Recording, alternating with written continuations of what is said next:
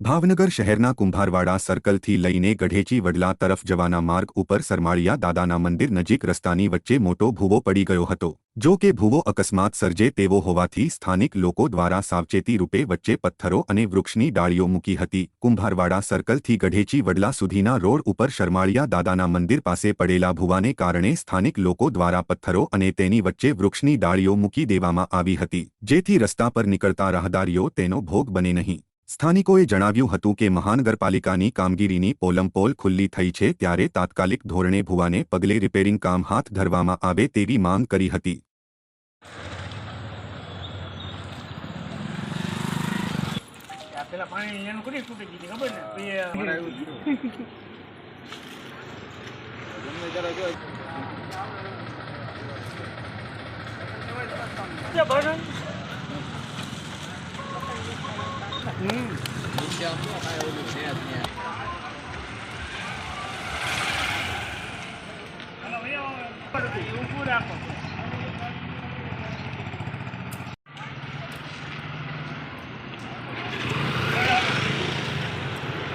मोटा भाई पहला अपना नाम थी। मारू नाम अजय सागरिया है, सामाजिक आगेवान भावनगर।